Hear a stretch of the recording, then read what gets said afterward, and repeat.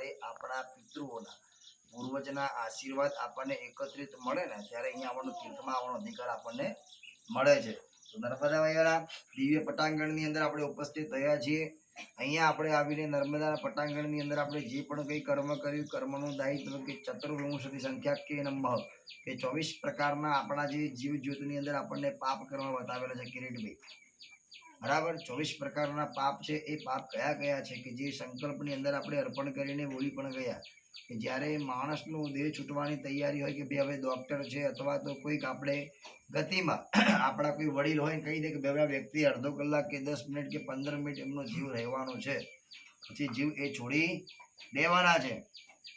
એટલે તથ્ય ઉપકરણની અંદર આપણા ઘરની અંદર મકાનમાં આપણે ગૌનું જરણ છે, ગૌમૂત્ર છે, એ લાવીને આપણે જે ઘરનો જે ચોક છે સજાવટ કરવો પડે છે.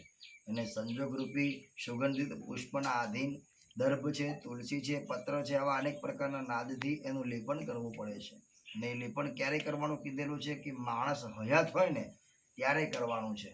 પણ કિરીટભાઈ આપણે ક્યારે કરીએ છીએ કે જ્યારે માણસની ગતિ પૂર્ણ થઈ ગયા પછી એમનો દેહ છૂટી જાય કે બે આ જતા રહ્યા છે, પરમલોક ગયા છે, ભૂતયોનીમાં ગયા છે, પ્રેતયોનીમાં છે, આપણને કોઈ ખ્યાલ છે નહીં. બરાબર છે. અને માણસનો દેહ છૂટી જાય એટલે દેહ છૂટ્યા પછી આપણે પ્રક્રિયાને પ્રારંભ કરવાની ગતિ કીધેલી છે. તો હવે આપણે પહેલા નંબરમાં પાપ આપણાથી થઈ જાય, આપણાથી જળવાતું નથી. બીજા નંબરનું પાપ છે એ કયું કર્મ છે કે તમે જે ઘરનું સજાવટ જે કરો છો, જે ચોક છે એ ગૌના જરણથી ગૌના મૂત્ર આદિમાંથી આપણે ગંગાના પવિત્ર શીતળ જળથી આપણે જે પણ કંઈ લેપન કરીએ છીએ એ લેપન કરનાર વ્યક્તિ શુદ્ધ વસ્ત્રથી શુદ્ધ સ્નાનથી એનું આલેપન હોવું જોઈએ. બ્રહ્મત્વ વર્ચસ્વનું જાળવેલું કર્મ હોવું જોઈએ. રાત્રિના સમયમાં કદાચ અનેક પ્રકારના સંજોગમાં આવીને એને કર્મ ભોગવિલાસ કર્યો હોય, કદાચ એ વ્યક્તિ સવારના સમયમાં આવીને પણ એ દેહને અથવા તો મરનાર જીવાત્માને સ્પર્શ કરે છે તો પણ એ જીવાત્માને મોટા મોટો આપઘાત લાગે છે અને મોટા મોટું પાપ કર્મ લાગે છે. કદાચ મદિરા પાન કરીને એ વ્યક્તિ એને સ્પર્શ કરે તો પણ મોટા મોટું પાપ કીધેલું છે. તો એ વ્યક્તિએ સ્નાન કર્યા પછી લેપન કરવાની પ્રક્રિયા એને ગણિત આપેલું છે. ઘરના સભ્યોએ એને વ્યવસ્થિત સુવાક્યથી એને સંજોગ રૂપી અને સજાવટ કરવી પડે છે કે જે રીતના આપણે લગ્ન કરવા માટે તૈયારી કરીએ ને આનંદપૂર્વક એ રીતના માણસની વિદાય ગતિ અંતિમ ગતિ છે.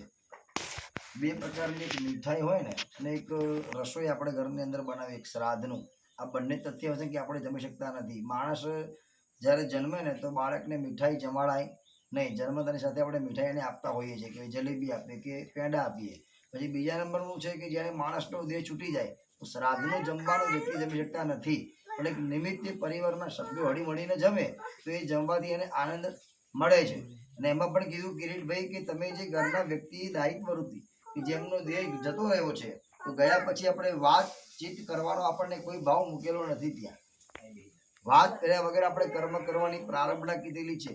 તુલસીના પત્ર ભગવાન નારાયણને વધારે પ્રિય છે. ભગવાન નામનું સ્મરણ કરવું જોઈએ, ભગવાનના નામનું રટણ થવું જોઈએ. રટણ ન થાય તો પણ આપણને આપઘાત લાગે છે. મરનાર જીવાત્માને મારતા ગયા નામનું કલંક લાગી જાય. મરતો ગયો અને મારતા ગયા આવા અનેક પ્રકારના તથ્યો આપણને લાગે. કેવી રીતના કે આપણે જે ચોટ સજાવટ કરીએ, બહાર લઈ આવીએ, સૌને અલગ અલગ શ્રીફળના બંધકરણ કરેલા હોય છે 4 વિભાગની અંદર, પૂર્વ, ઉત્તર, દક્ષિણ, નૈઋત્ય. આવા 4 ભાગના વિલુપ્ય રૂપી આપણે જ્યારે એને બહાર લઈ આવીએ છીએ તો બહાર લાવવાની પ્રક્રિયામાં કીધેલું છે કે મોઢાની અંદર મુખવાસ ન હોવો જોઈએ. વિમલ ગુટકાનું સેવન આપણા મુખમાં હોય અને આપણે રામ બોલો ભાઈ રામ, તો રામ ક્યાંથી આવવાના? કારણ કે મોઢામાં જ આપણી ગંદકી છે તો ભગવાનનું નામનું સ્મરણ થતું નથી. કારણ કે ભગવાન રામ કોણ છે? મર્યાદા પુરુષોત્તમ રામચંદ્ર ભગવાન છે. સ્વયં એવો સંપૂર્ણ આધીન છે. ભગવાન નારાયણના કર્મ પ્રગતિની અંદર આપણે જે પણ કંઈ કર્મ કરીએ રામ બોલો ભાઈ રામ નામનું સ્મરણ પણ ક્યારે થવું જોઈએ કે માણસ જ્યારે હયાત હોય ને ત્યારે સ્મરણ થવું જોઈએ. પણ માણસ મરી ગયા પછી પણ એની આંખોની ગતિ અને કર્ણ સાંભળવાની અનેક પ્રકારની ચેષ્ટાઓ એની સાંભળે છે. અને તમે કદાચ હસતા હસતા ભગવાનના નામનું સ્મરણ કરો ને તો પણ આપણને પાપ લાગે છે. ભગવાનના નામનું સ્મરણ કરવાની અંદર બહારનું જવું લાગે છે. ભગવાનના નામનું સ્મરણ કરવાની અંદર પણ આપણે કદાચ હસતા હસતા વાતો કરીએ તો પણ આપણને મોટા મોટું પાપ લાગે. કિરીટભાઈ બહાર લઈ ગયા પછી 4 ચકલા છે એ 4 વિભાજનની અંદર આપણે શ્રીફળનો વધ કરતા હોઈએ છીએ. ગળ્યો પદાર્થ આપણે બુંદી છે અથવા તો પેંડા છે, જે પણ કે આપણે નાનો પદાર્થ ગળ્યો લીધો હોય સ્વાદ અનુસાર એ ગળ્યા પદાર્થને મૂકવાનું સિંચન કીધેલું છે કે ભાઈ આપણે વિકૃત કરવું પડે છે. એને અલગ અલગ દ્વંદ્વ રૂપી આમ સામાન્ય લેવાનું વધારે પડતી મુઠ્ઠી પણ ન વળાય કે જેનાથી એ દ્રવ્યો બગડી જાય. સામાન્ય લઈને પછી ધીરે ધીરે મૂકવાનું કીધું, કારણ કે તમે જ્યારે આગળ નીકળો છો, પ્રસ્થાન કરો છો, તો પ્રસ્થાન રૂપી જે કીડી મકોડા છે એ પગ નીચે આવીને મૃત્યુના પેટે પહોંચે નહીં, અને ઉપરનો જે વ્યક્તિ છે એ વ્યક્તિને મારતા ગયા એમનું કલંક ન લાગે. કીડી મકોડા એના સ્વાદથી એને જમવા માટે તમારો રસ્તો જે છે તો ધીરે ધીરે સાફ થતો જાય છે. અને એમાં પણ આપણે કેવું કહીએ છીએ કે ભાઈ રામ બોલો, ભાઈ રામ નામનું સ્મરણ તો થાય છે, પણ જે આપણે ગળ્યો પદાર્થ પકડીએ ને એ કોઈના માથા ઉપર, કોઈના ખિસ્સામાં, કોઈના પગ ઉપર નીચે આવીને એ અભક્ષ થઈ જાય છે, એ જમી પણ શકાતું નથી. અને કદાચ એ કીડી મકોડા જમતા હોય એનો પગ આપણી પર આવી જાય, આપણો પગ એની પર આવી જાય તો પણ એનું મરણ થઈ જતું હોય છે. તો આવી રીતના આપણે જ્યારે બહાર નીકળીએ, બહાર નીકળતાની સાથે આપણા એક જ જ્ઞાતિના વ્યક્તિ, આમાં જ્ઞાતિભેદ થવાનો અર્થ નથી, પણ આપણા ગરુડ પુરાણમાં લખી છે કે તમારી જ્ઞાતિના વ્યક્તિ જ હોવા જોઈએ. તમારી જ્ઞાતિથી નીચલા વ્યક્તિ આવીને એ સૌને સ્પર્શ કરી જાય તો પણ એ વ્યક્તિની અધોગતિ કીધેલી છે. અધોગતિ થાય, એને મોક્ષ મળતો નથી. પછી એ વ્યક્તિનું જ્યારે દેહ છૂટી ગયા પછી પણ આપણે રામ ક્રિયા કરીએ કે આપણે જે ભક્તિ રૂપી આપણે ભગવાન નારાયણનું સ્મરણ કરતા કરતા આપણે સ્મશાને પહોંચાડીએ છીએ.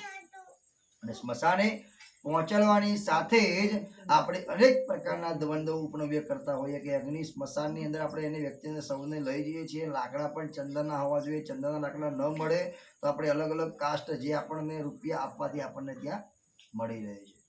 અને એ મળવાથી વ્યક્તિની જીવ આત્માને ગતિ મળવા માટે પણ આપણે ત્યાં ઊભા રહેવા માટે પણ આપણને તકલીફ છે.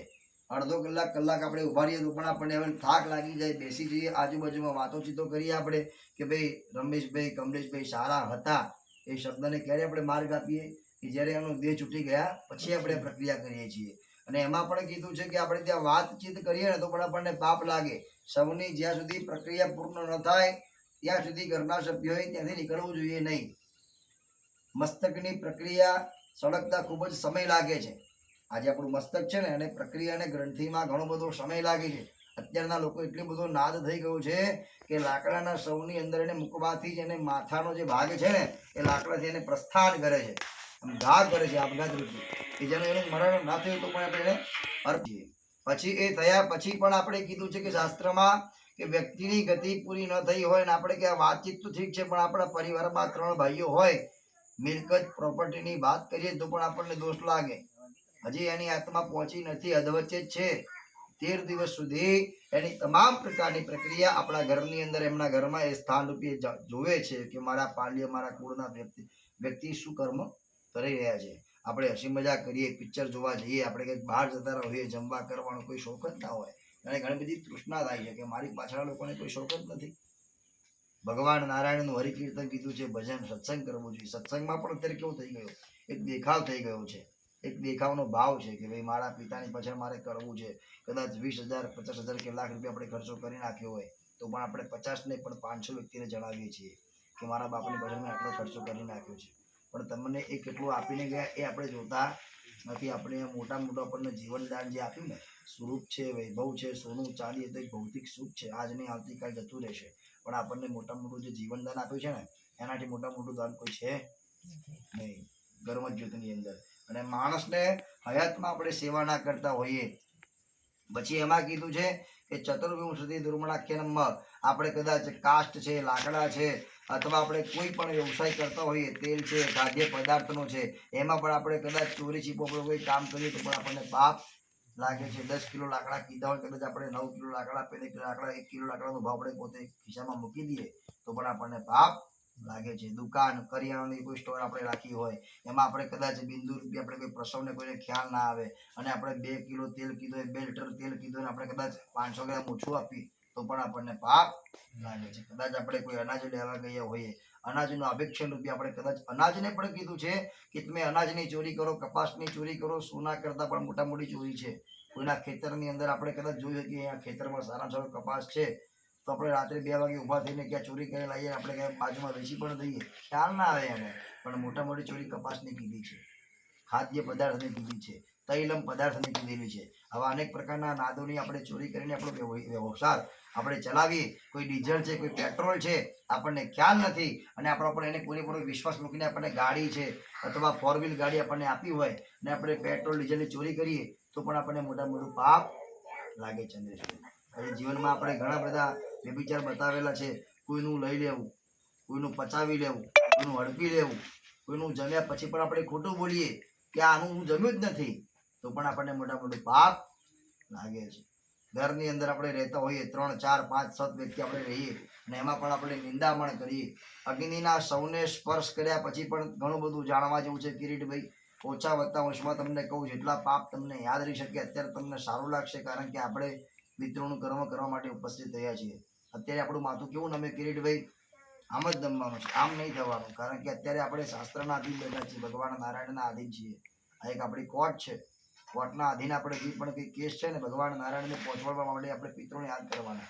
પણ પિતૃને યાદ કરવા માટે પણ કિરીટભાઈ કેવા આપણા વાક્ય હોવા જોઈએ કે તમારું જે દિલ છે ને, દિલની અંદર શ્રદ્ધાનું કિરણ ઉત્પન્ન હોવું જોઈએ. શ્રદ્ધા વગર તમે કાર્ય કરો ને એ નકામું નથી ગણાતું, પણ શ્રદ્ધા વગરનું કાર્ય ભગવાનના ચરણે પહોંચતું નથી. કરવા ખાतिर આપણે કર્યું એવું મનાય છે, બરાબર ને કિરીટભાઈ? સંસારની અંદર આપણને જીવાત્મા ભગવાને ઘણી બધી તથ્યો આપ્યા છે. એક સત્ય કેવું છે, ખોટું હોય તો મને કહેજો, પોતાનો જીવ કોને પ્રિય ના હોય? આપણો જે જીવ છે તમને પ્રિય છે કે નહીં? મને પહોંચાડો.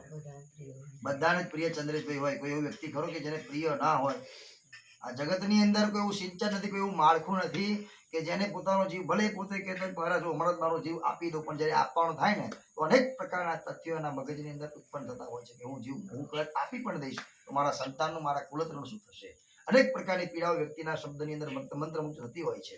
અને એમાં પણ કીધું છે કે આપણે એક રૂપ અને એક જીવ આ દરેકને વાલું હોય છે. ભલે શ્યામ હોય, રતાળ હોય, ગોરુ હોય, કોઈ પણ તથ્યમાં હોય, પોતાનું એક સ્વરૂપ, પોતાનું અંગ, પોતાનું દાયિત્વ દરેકને પ્રિયતમાં હોય છે.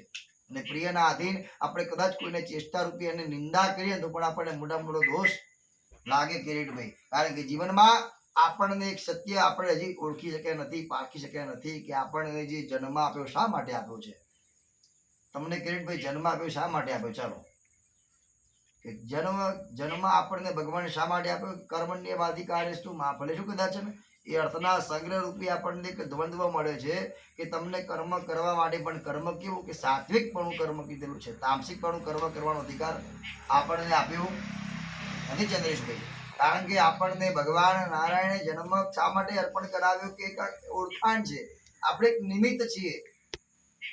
જે રીતના આપણે કોઈના મહેલની અંદર, કોઈના ઘરની અંદર, કોઈના કુટીરમાં અથવા કોઈના લગ્ન પ્રસંગમાં આપણે ગયા હોઈએ, ત્યાં આપણે થાળી લીધી, વાડકી લીધી, ચમચી લીધી, રસોઈ વ્યવસ્થિત આપણે જમી લીધી. જમ્યા પછી આપણે બહાર નીકળ્યા, પ્રસ્થાન કર્યું, જલપાન કર્યું. જલપાન કર્યા પછી આપણે ઘરની અંદર પટાંગણમાં પાછા રિટર્ન આવી ગયા. આ કુદરત તમને જ સમજાવવા માંગે છે કે જગતમાં આપણે જે પણ છે આપણે એક મહેમાન છીએ, આપણું કશું છે નહીં કિરીટભાઈ. જીવનમાં એક તારું અને મારું માયાને ત્યજી દેવાની, કારણ કે માયા આપણે અપનાવવાની કોઈ જ જરૂર છે નહીં. આપણે કહેતા હોય કે મહારાજ આ ગ્લાસ મારો છે, આ કળશ મારો છે, આ સ્થાપન તમારું છે, એ બધું અહીંયા જ રહેવાનું છે. કારણ કે શાસ્ત્રોને એક સીધી લીટી આપણને બતાવી, ક્યાં લેકે આए थे और क्या लेके जाएंगे, ખાલી હાથી આए और ખાલી હાથી જાના પડેગા. કુદરતના સંચારમાં આપણને ઘણું બધું જાણવા મળ્યું, પણ આપણે પામવા માટે, એને અપનાવવા માટે તૈયાર છીએ નહીં. આપણે એક જ વસ્તુ અપનાવીએ કે મને ભૂલી જ કેમ જાય, લાકડી લઈને બહાર નીકળીને આજુબાજુમાં લોકોને જણાવી દઈએ, પણ એ આપણું કર્મ છે નહીં કિરીટભાઈ. આપણને ગતિ મળી, ભગવાને સારો અવતાર આપ્યો છે, મનુષ્ય ગણ આપ્યો છે, શ્રેષ્ઠ બુદ્ધિ આપણને અર્પણ કરાવી ભગવાને, પણ આપણે એ સમજૂતી કરવા માટે તૈયાર ખરેખર નથી. આપણે એક જ વસ્તુ અપનાવીએ છીએ કે આપણી જે રીતના મુઠ્ઠી વળે છે, અત્યારે આપણી મુઠ્ઠી કેવી વળે કિરીટભાઈ? મજબૂત વળે. ધીરે ધીરે ધીરે ધીરે અંગ આપણા ઉત્પન્ન કેવા હોય, અંગ આપણા કેવા છે? નિર્પક્ષી છે. એ ધીરે ધીરે ધીરે ધીરે આપણા અંગ છૂટા પડી થતા જાય. પછી આપણી 80 વર્ષની ઉંમર થાય, આપણે લાય લાકડી લઈને પેલા એક વસ્તુ આપણી થાય નહીં. ગતિ આપણી ભગવાને બતાવેલી છે. 50 લાખની ગાડી લઈએ ને તો પણ એની ગતિ છે, એક લિમિટ છે. તો આપણી મનુષ્ય ગતિ પણ આપણી છે. 100 વર્ષની આયુષ્ય છે, પણ હવે હાલમાં છે નહીં. હાલમાં ભૂલી જવાનું કે આપણે 100 વર્ષ પૂરેપૂરા જીવશું. અત્યારે 5 વર્ષનું બાળક નહીં, 2 મહિનામાં બાળક કે આદિ જન્મ થઈને 18 કલાકમાં માણસ મરી જતું હોય છે. જન્મ મરણની પ્રક્રિયાનું કોઈ નક્કી છે નહીં. જીવનમાં એક સીધી લીટી અપનાવી લેવાની કે કુદરતી આપણને જન્મ આપ્યો, સારું કર્મ કરીને કોઈનું ક્યારે ખોટું નહીં કરવું, કોઈ હાય નહીં લેવાની. કારણ કે કર્મ તમે એવું કરજો, તમારા પરિવારની પેઢી, તમારા વંશની પેઢી હંમેશા તરતી રહે. કર્મ ક્યાંય તમે એવું ન કરતા કે તમારા પરિવારની પેઢીને ભીખ માંગવી પડે, ભિક્ષાના આધીન એને રડવું પડે. કારણ કે જે પણ કંઈ છે વડના થડ ઉપર કે પીપળના થડના આધીન જ એનું મજબૂત પાયો હોય છે. કોઈ પણ આપણે અહીંયા બેઠા છીએ ને, તો પણ એ બેસવાનું કારણ પણ કેવું છે કે થડ આપણું મજબૂત હોય તો જ આપણને બેસવાનું સ્થાન સુપ્ત રીતે મળતું હોય છે. બાકી આપણું જો નીચું હોય ને તો આપણને બેસવાનું સ્થાન કોઈ જગ્યાએ મળતું નથી. અને અત્યારનો સમય એક જ છે કે power of the money, money of the power. Power પૈસા વગર કોઈ જગ્યાએ આપણું કામ થતું નથી. તમે ક્યાંથી આવ્યા, કોઈ કયા ગામથી મને ખ્યાલ નથી, પણ જે પણ સ્થાનમાંથી તમે આવ્યા છો એ સ્થાનમાં આવવા માટે પણ પહેલા આપણે ગેસ છે, પેટ્રોલ છે, ડીઝલ છે, કોઈ પણ ગતિઓ રૂપિયા વગર કોઈ જગ્યાએ નારાયણે આપણને ઘણું બધું બતાવ્યું, દર્શાવેલું છે. 24 પ્રકારના પાપમાંથી આપણે બીજા નંબરનું રસોઈનું કામ છે. રસોઈમાં કિરીટભાઈ આપણે જે પણ જમવા છે ને એને જમવાનો આગ્રહ ભગવાને આપણને સારો આપ્યો છે, પણ આપણે નિર્ભક્ષી રૂપી આપણે બીજું ભક્ષણ કરીએ તો પણ આપણને મોટા મોટો દોષ કિરીટભાઈ લાગે છે. જગતમાં આપણને જળ નિવાસ સ્થાનમાં સમગ્ર ગુજરાતની અંદર જીવાદોરીનું સ્થાન એને મળેલું છે અને એનું જળ આપણને સીધું સુધી પહોંચે છે. તો એ છોડીને કરીએ તો આપણને પાપ મોટા મોટું લાગે છે. ન જમવાનું જમીએ, શ્રાવણ મહિનો આવે, ભાદરવાના આધીન દશામાના 10 દિવસ, શ્રાવણ મહિનામાં પૂરેપૂરો મહિનો છે, અથવા ભાદરવા મહિનામાં શ્રાદ્ધ પક્ષ છે, નવરાત્રીના 9 દિવસ છે. આવા અનેક પ્રકારના તથ્યોમાં આપણે એવું કહેતા કે ના અમારા ઘરની અંદર પૂરો થાય પછી તાત્કાલિક લારી પર જોવા મળે અને જમવાનું જમે તો જમવાથી તમારા પરિવારમાં તો ઠીક, પણ તમારા અંગોનું ખરેખર રાક્ષસ સમાન ગણાય છે. અત્યારના કળિયુગની અંદર કિરીટભાઈ આપણા ભાગવત પુરાણમાં લેખિત ગ્રંથિ કે જે સ્ત્રી પોતાના અંગ જે છે ઘૂંટણ સુધીના ઉપરના અંગો પહેરે, કદાચ આટલો ઘૂંટણનો ભાગ દેખાય ને અને આટલા કપડા પહેરીને કદાચ અત્યારના ફેશન છે, પણ લાવ્યા કોઈ આપણે લાયા છીએ ફેશન, બાકી કોઈ લાવ્યું છે નહીં. ઘૂંટણ સુધીનું અંગ દેખાય ને એટલે પ્રત્યક્ષ રાક્ષસી કહેવાય છે. દૂધ અને કદાચ આપણે ડુંગળી સાથે ભોજનમાં લઈએ ને તો પણ એ માંસાહારી ભોજન કહેવાય છે. શ્રાદ્ધની અંદર 16 દિવસ આપણે પિતૃઓને શ્રાદ્ધ અર્પણ કરીએ છીએ. કાગડા જમવા આવે કે ના આવે, પણ આપણે હળી મળીને આપણા પૂર્વજો સાથે, આપણા કુટુંબો સાથે આપણે એક સાથે જ ભોજન લઈએ છીએ. એનું લેવાનું કારણ શું ખ્યાલ છે તમને? શ્રાદ્ધ અર્પણ કરવાનું કારણ શું? શ્રાદ્ધને નાખવાનું નથી કીધું કોઈ જગ્યાએ. આપણે શું કહીએ છીએ કે શ્રાદ્ધ નાખવાનું છે. એ શબ્દને આપણે બહાર મૂકી દેવાનો. નાખવાનો અર્થ કોઈ જગ્યાએ છે જ નહીં. અનાજ છે, રોટલી છે, જમવાનું છે, એને નાખવાનો અર્થ કીધો નથી. અને ખરેખર આપણા માર્ગની અંદર ગરુડ પુરાણમાં લેખિતમાં છે એને અર્પણ કરવું કીધેલું છે. શ્રાદ્ધને અર્પણ કરીએ ને આપણે, એ જમવા આવે કે ના આવે, પણ પિતૃઓની સાથે પિતૃઓની કૃપા કેવી છે? કૃપા દ્રષ્ટિ છે, એ દેખાતી ન હોય. ભગવાનની પ્રતિમા આપણે જોઈ શકીએ છીએ કે ભાઈ આ વિષ્ણુ ભગવાનની પ્રતિમા છે, આ લક્ષ્મી નારાયણની મૂર્તિ છે, બનાવેલી આકૃતિ છે. કદાચ પડી જાય ને તો પણ વિચાર વિમર્શ નહીં કરવાનો કે ભગવાનની મૂર્તિ 2 કિલોની લાવે, મૂર્તિ અંગ ભંગ થઈ ગઈ. એ આપણે જાળવવાની કોઈ જરૂર છે નહીં. નિમિત્ત છે, એમની પ્રક્રિયા રૂપી ભગવાને સ્થાપિત આપણને દેખાડ્યા છે.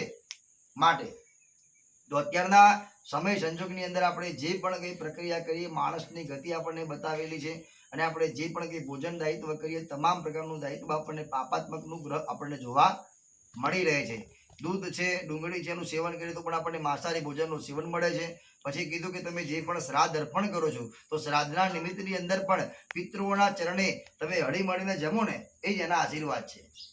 એનાથી મોટા મોટી ખુશીઓને કોઈ જગ્યાએ મળતી નથી. અને કાગડા આવે કે ના આવે ચિંતા નહીં કરવાની. કાગડાઓનું લુપ્ત થઈ ગયું છે, હવે દેખાતા નથી. ચકલી પણ આપણને ગુર્જર ચકલી આપણી પોતાની ઘેર ઘેર કાગડા છે, એ પણ જોવાતી નથી કિરીટભાઈ. તો ભગવાન નારાયણના દ્વંદ્વની અંદર આપણે જે ઘણા બધા પાપનું નિવારણ છે, પાપમાંથી કદાચ આપણો પગ સ્પર્શ થઈ જાય, આંખોની દ્રષ્ટિથી આપણે જોઈ લઈએ, કાનના માળખામાં આપણે સાંભળી લઈએ, કદાચ આપણે બોલવાના વાક્યો ન બોલવાના બોલાવી લઈએ, કોઈને કહી દઈએ, કોઈને સંભળાવી દઈએ, કોઈનું અપમાન કરીએ, ન સૂંઘવાની વસ્તુ સૂંઘી લઈએ, ન અડવાની વસ્તુ આપણે સ્પર્શ કરી લઈએ.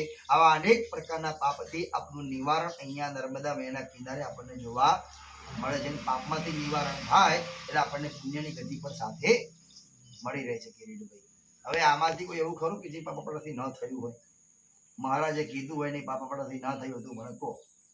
ઘણા બધા પાપો છે કે આપણાથી પાપ 100% થાય જ છે. આપણે જાણીએ છીએ કે આપણે કોઈ વિધવા સ્ત્રીનું અપમાન ન કરાય, છતાં પણ આપણે વિધવા સ્ત્રીનું અપમાન કરીએ છીએ. કેમ? તો કે એના આશીષ લેવાય ને એના શુકલ લઈને બહાર નીકળાય ને આપણને ખબર છે, બહેનોને ખ્યાલ છે કે આના ઘરની અંદર બાળકની કે બાળકીની પ્રાપ્તિ નથી, છતાં પણ આપણે 4 બહેનો ભેગી મળીને એ વ્યવસ્થિત જે પણ સુવાસિત કે જે વિધવા જે વાજણી સ્ત્રી છે એ વાજણી સ્ત્રીનું આપણે અપમાન કરીએ છીએ કે આના શકલ લેવાય.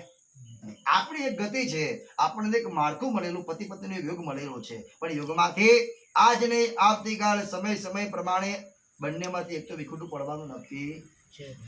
આજે કદાચ કોઈ વિધવા સ્ત્રીનું અપમાન કર્યું હોય તો આપણો પણ એક સમય આવવાનો નક્કી છે. આજે કદાચ કોઈ વાજણી સ્ત્રી મસ્કરી આપણે કરી હોય તો આજે આપણા ઉલત્ર રૂપી આપણી દીકરી છે, આપણું સંતાન છે, એમનો પણ સમયગાળો આપણને જોવા મળવાનો છે. કદાચ આપણને ભગવાને 2 બાળકો આપ્યા હોય, એક છોકરી ને એક છોકરો, તો આપણા સંતાનોને આપણે કદાચ કોઈની ખામી કાઢેલી હોય તો એનો ભોગ વિલાસ ભોગવવો પડે કે ના ભોગવવો પડે? કર્મ તમે કદાચ ના ભોગવો ને તો તમારું સંતાન 100% ભોગવશે, એ નક્કી છે. એને કોઈ છોડતું નથી કિરીટભાઈ. જીવનમાં ક્યારેય પણ એક શક્તિનું, એક બળનું, એક લક્ષ્મીનું, એક સમાહિત રૂપી આપણા પરિવારના ગતિનું ક્યારેય પણ અભિમાન આપણા અંદર આવવું જોઈએ નહીં. કારણ કે બળ જે છે ને એ બળ એક નિમિત્ત છે. તમે એવું વિચારતા હોય કે મહારાજ ચલો મારી પાસે 2 કિલોનું બળ છે, હું કોઈ એક વ્યક્તિને પાડી દઉં, એ ગતિ ક્યારે કરવાની નહીં કિરીટભાઈ. કારણ કે બળ કદાચ તમે હળી મળીને કદાચ કોઈ વ્યક્તિને મારી પણ લો ને, એ ભગવાન નારાયણને આત્માને તમે દુઃખ પહોંચાડો છો. પછી છેલ્લે કીધું કે આપણે જે પણ કઈ માણસની ગતિ પૂરી થાય, આપણે કોઈ જગ્યાએ બહાર ફરવા ગયા હોઈએ જળાશય સિંચનના માર્ગમાં, અને ક્યાં નર્મદાનો કિનારો છે અથવા કોઈ સિંચનનો માર્ગ છે, અને માર્ગમાં આપણે સ્નાન કરતા હોઈએ અને મગર આપણને ખેંચીને લઈ જાય અને માણસનું મૃત્યુ પામી જાય તો પણ એની અધોગતિ કીધેલી છે. 3જા નંબરનું સ્થાન છે કે આપણે જે પણ કઈ સર્પદંશ છે, સાપ છે, ઝેરી જાનવર છે, સાપ, વીંછી, કાન ખજૂર, એને કરોડમાંથી માણસનું મરણ થાય તો પણ માણસની અધોગતિ નક્કી છે કિરીટભાઈ. ત્યાર પછી કીધું કે આપણે વિષ ભક્ષણ ન પીવાની ઔષધિ આપણે અપનાવીએ, દારૂ છે અથવા દારૂના સિંચનમાંથી આપણે અનેક પ્રકારના ઝેરી દવાઓ પીને આપણે મૃત્યુ પામી જઈએ. ઘરની અંદર આપણે 4-5 વ્યક્તિ રહેતા હોઈએ અને કદાચ તાલમેલ હોય કે ન હોય અને કદાચ નાની મોટી બોલાબોલી થઈ જાય અને એ બોલવાથી આપણે કંટાળીને કદાચ દવા પી લઈએ અને માણસનું મરણ થઈ જાય તો પણ એની અધોગતિ નક્કી, અને મોક્ષ મળતો નથી. કારણ કે એની આત્માનો જીવ આત્માને 50 વર્ષની આયુષ્ય મળી હોય અને તમે 20 વર્ષની ઉંમરમાં તમે વિષ ધારણ કરી લો તો માણસનું મરણ થઈ જાય, અને મરણ થાય એટલે એને અધોગતિ લાગે છે. 30 વર્ષની ઉંમર સુધી અને ભૂત યોનિમાં, પ્રેત યોનિમાં, અનેક યોનિમાં એને ગતિ મળતી નથી, પણ એને ભટકવું પડે છે, પીડા ભોગવવી પડે છે. તો એવું ન કરવું હોય તો ક્યારેય પણ એવું અપનાવવાનું નહીં કે હું કંટાળી ગયો છું, હું હારી ગયો છું. કારણ કે કોઈ પણ સમગ્ર સૃષ્ટિમાં એવો કોઈ માર્ગ નથી, એવો કોઈ રસ્તો નથી કે જેને વ્યક્તિત્વને અનેક દુઃખ હોય ને ગમે તેવું એને રસ્તો તો જોવા મળે છે. એવું નહીં હોતું કે ભાઈ ચલો મહારાજ અહીંયા મારા 2 લાખ જતા રહ્યા તો આપણી પાસે રસ્તો નથી. કઈ પણ રીતના રસ્તો ભગવાને આપણને બતાવેલો તો છે જ. આજે કદાચ કોઈ રૂપિયા આપણો અહીંયાથી હાથમાંથી લઈ જાય ને તો ભાગ્ય મુજબ પ્રબળ છે ને આપણને મળવાનું નક્કી છે. આજે કદાચ કોઈ છેતરી ગયું હોય તો આવતીકાલ એનો પણ એક પરિવાર છે. એટલે જીવનમાં ક્યારેય કોઈની જમીન લેવી નહીં, કોઈનો પૈસો લીધો તો આપવાનું ગણિત આપણા અંદર હોવું જોઈએ. બીજા નંબરનું કોઈનું જમ્યા હોઈએ તો કોઈને જમણવાનો ભાવ પણ રાખવો જોઈએ. 500 રૂપિયાનું જમી લીધું આપણે ફર્સ્ટ ક્લાસ, ને પછી આપણે જ્યારે જમણવાનો વારો આવે પછી કે હવે મહારાજ હમણાં એ વસ્તુ આપણાથી હોતું નથી. લગ્નમાં આપણે ઘણો બધો ખર્ચો કરીએ, જ્યારે દાપો આપવા થાય ને મહારાજનો કે મહારાજ આ 2 દાડા પછી તમે આવજો ને કે ઘણો બધો ખર્ચો થઈ ગયો છે, 10 લાખ 12 લાખનો ખર્ચો થઈ ગયો છે. રસોઈયાને આપણે જમવાનો ખર્ચો આપી દઈએ, ડીજે હોય ડીજેની અંદર તો તમારો બંધ થઈ ગયું. બાકી લાખ રૂપિયા 2 લાખ રૂપિયા લોકો ડીજેના બોલાવતા હોય, બેન્ડ વાજાના, કોઈ 50,000 70,000 રૂપિયા તાત્કાલિક રોકડા આપણે આપી દઈએ જમીનવાળાને પણ. અને એમાં પણ કીધું છે કે આપણે જ્યારે બ્રાહ્મણને આપવા આપણે એક જ ગણી જાય કે મહારાજ હવે આપણું તમે ઘરના છો ને કે સમજીને આવજો ને, કે કદાચ ઘર શાંતિના 3,000 રૂપિયા માગ્યા ને આપણે કિરીટભાઈ તો પણ કાઠું પડે કે મહારાજ આટલા બધા ના હોય, સમજીને કહો થોડા. અને એમાં પાછા ગામના સભ્યો, પાછા આપણા સરપંચ હોય, સભ્ય હોય, એ પાછા 10-5 પેલા ભેગા થઈ જાય. રસોઈયાને આપવાનું થાય તો આપણે ચેક આપી દઈએ, રોકડા પૈસા આપણે હાથોહાથ આપી દઈએ. કદાચ બેન્ડવાળાને આપવાનું થાય તો આપણે તાત્કાલિક પૈસા આપી દઈએ. પેલે ખિસ્સામાં તેમ બધાને બતાવતા આપણે બંડલ કાઢીએ 500 રૂપિયાનું હતું, અને લાખ રૂપિયા હોય તો 50 ગણી તાત્કાલિક ગણીને આપી દઈએ, એટલે બેટવા લઈ જતો રહે. અને મહારાજને આપવાનું થાય તો આપણે 50 રૂપિયા નોટ નીકળીને 100 રૂપિયાનું બંડલ નીકળે, આટલું નાનું. મહારાજ 4,000 વધ્યા છે, તમને 2500 આપું, બીજા તમે પછી શાંતિથી લઈ જજો. આટલા બધા હોય ને એ પ્રશ્ન પહેલો આપણો ઉભો મારા થોડુંક સમજો ને. બ્રાહ્મણને ખરેખર તમે વિચારજો, આ જોવાલાયક ગણિત છે.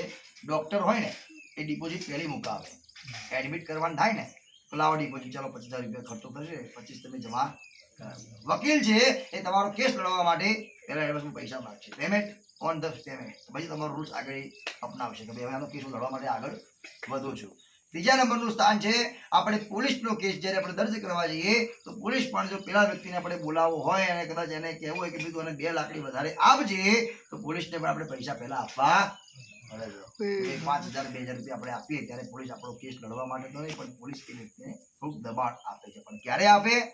પૈસો આપીએ ત્યારે. પણ એક બ્રાહ્મણનું કર્મ એવું સત્ય તમે જાણજો કિરીટભાઈ કે બ્રાહ્મણનું કર્મ એવું છે ને કે એડવાન્સમાં કોઈ પ્રકારે પૈસો લેવામાં આવતો નથી. પહેલા એ કર્મને જાળવશે. કર્મની પ્રાપ્તિ માટે અનેક પ્રકારના તથ્યો, ફૂલ, ચોખા આદિ અનેક પ્રકારના નાદ મંગાવશે. મંગાવ્યા પછી આનું ક્રિયાનું કર્મ પૂર્ણ થશે. કર્મ પૂરું થયા પછી કદાચ તમારી પાસે 10,000 15,000 નક્કી કર્યા હશે, કદાચ તમે 2-5,000 ઓછા પણ આપશો ને તો પણ કહેશે કિરીટભાઈ વાંધો ને, શાંતિથી પછી 1-2 મહિના પછી તમે આપજો. તમે કદાચ મહિનો કીધું હોય ને તો એ 3 મહિના પછી પણ તમને ફોન કરશે નહીં. કદાચ ફોન કરે ને તમને એવું કહેશે કે મહારાજ હજી થોડો પૈસા, ઓકે કઈ વાંધો નહીં, શાંતિથી તમે પૈસા આપજો. આ ગણિત બ્રાહ્મણના સત્યનું છે, પણ આપણે એને પામવા માટે તૈયાર છીએ નહીં કિરીટભાઈ. આપણે એક જ વસ્તુ અપનાવીએ કે ભાઈ રોગ ઉત્પન્ન થાય પછી દવાખાને આપણે જઈએ, પણ આ રોગ ઉત્પન્ન થયા પહેલાની દવા બ્રાહ્મણ આપણી પાસે કરાવી આપે છે, પણ આપણે એને પામવા માટે તૈયાર નથી કિરીટભાઈ. આપણે એક જ વસ્તુ અપનાવીએ છીએ કે બસ કેવળ અમારું સારું થવું છે, અમે રૂપિયા વાળા બનીએ તો શું બ્રાહ્મણનો પરિવાર નથી કિરીટભાઈ?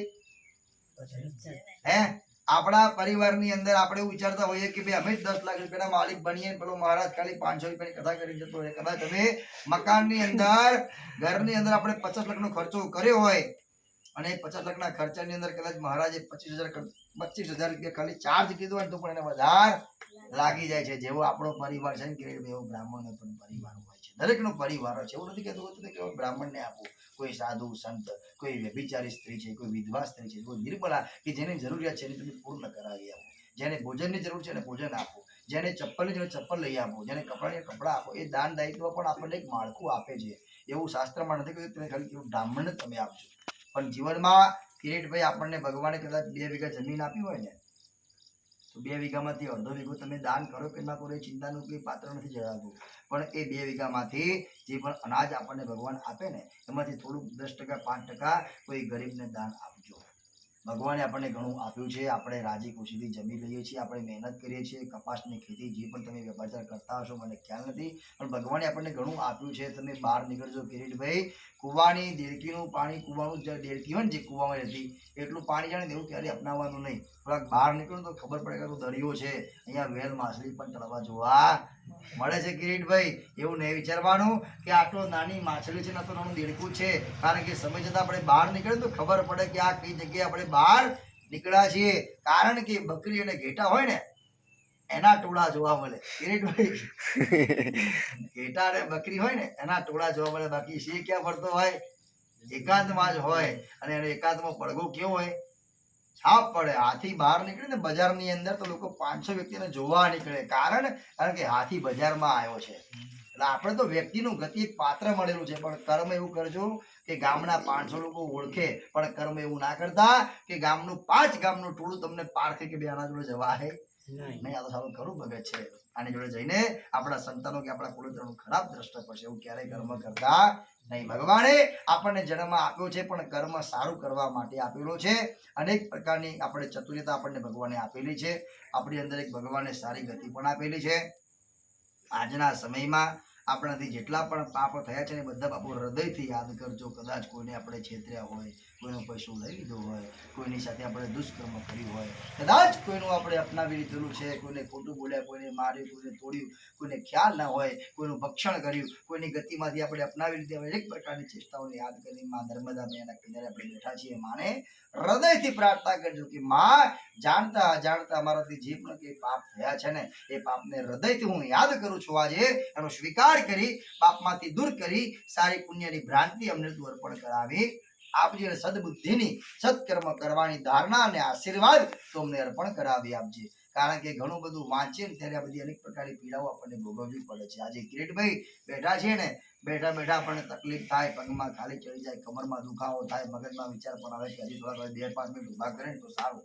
આવા વિચાર આપણા મનમાં ઊભા થાય, એ વિચારને દૂર કરી ભગવાનને હૃદયથી પ્રાર્થના કરજો, હે નમો નારાયણ દેવ, હે નર્મદા મૈયા, અમારા તમામ પ્રકારના પાપને તું દૂર કરી સારી પુણ્યની ગતિ અમને અર્પણ કરાવી આપજે. કિરીટભાઈ, એક જ દિવસની અંદર આપણે 10મું, 11મું, 12મું, 13મું વર્ષી અનેક પ્રકારનું કરવા આપણે 3 થી 2 કલાકમાં આપણે પૂર્ણ કરવાની તૈયારી કરીએ છીએ.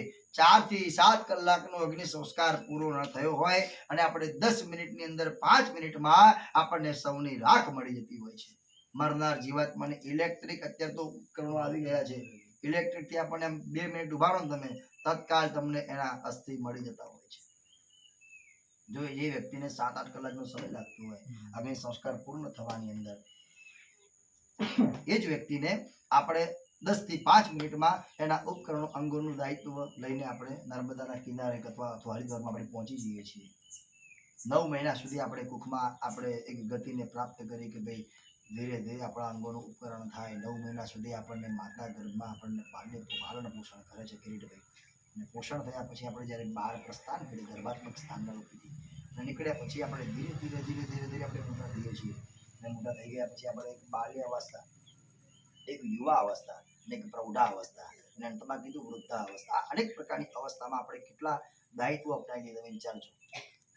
આપણે જ્યારે પરિવાર સાથે આપણા લગ્ન થઈ જાય પછી આપણે માતા પિતાની ઉંમર થઈ જાય એ ગણિત તમે અપનાવજો કે રીતે ખરેખર જોવા લાયક છો. સાંભળજો, માણસની ગતિ જ્યારે ધીરે ધીરે આપણે આગળ વધીએ ને એટલે આપણે કેવું કે આપણા માતા પિતાની ઉંમર કેવી થાય, નીચે આવે. ધીરે ધીરે ઉંમર લાયક છે, અંગો બંગો કામ ના કરે.